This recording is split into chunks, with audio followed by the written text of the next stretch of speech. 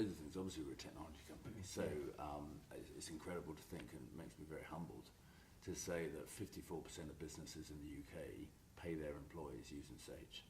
So, when employees go home and pay their mortgage and stuff like that and buy their food at Asda or Waitrose or Tesco, wherever, those payroll transactions will happen through Sage.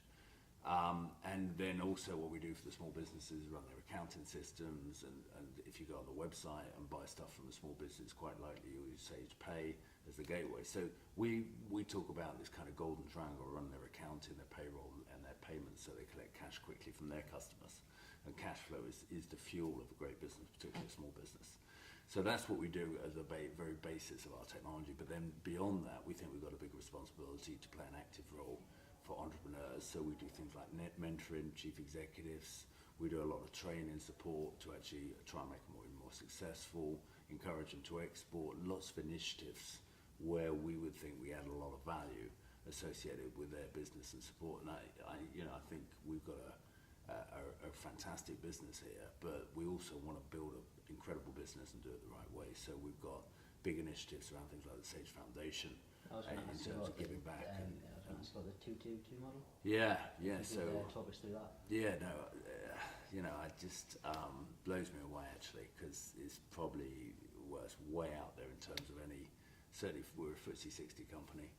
And there's no other FTSE 100 company that does, I think, so much in terms of corporate philanthropy and really plays an active role in the communities.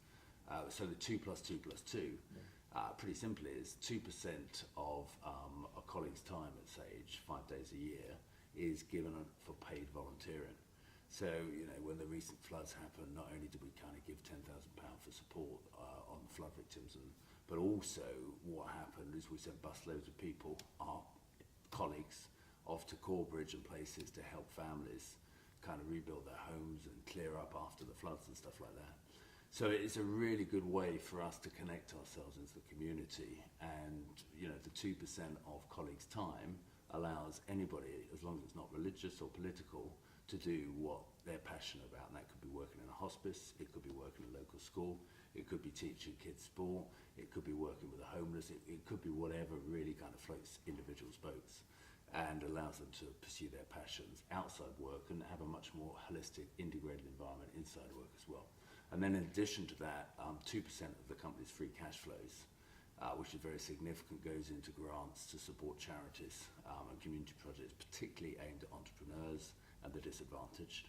And then the other thing is we give 2 free products to charities and non-profit organisations to help them run their business and be a lot more efficient in terms of their back office and their accounting systems and their payroll systems as part of our core business. So it's 2% of colleagues' time.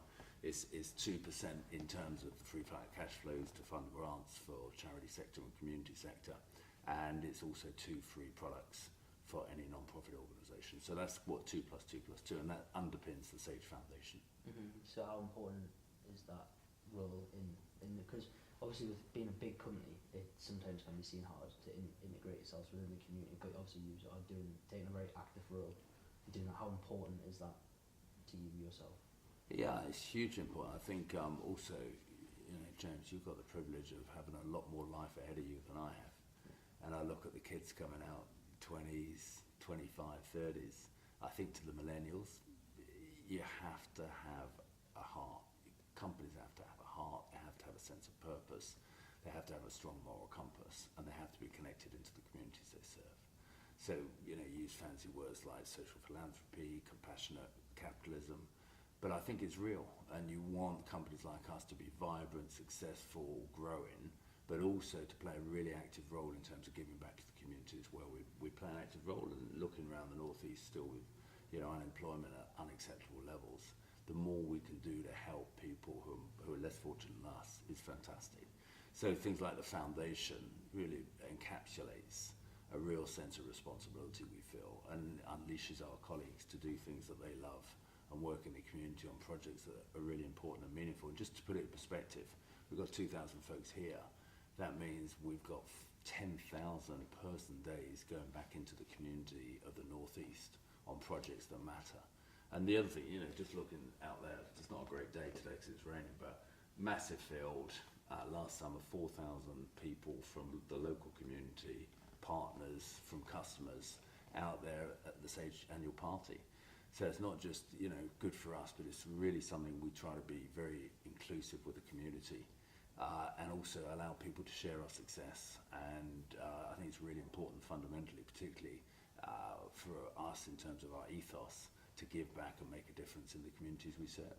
And from a selfish point of view, obviously it makes us a more attractive employee. I think people who are coming out of college, Sunderland and Newcastle, great universities, will look at these elements of a company and say, you know, does this company really care? Does it make a difference? Obviously they want to join a successful company, but I don't think everybody's driven by material kind of things like salaries and stuff like that. They also want to be with companies that have a genuine heart and make a difference.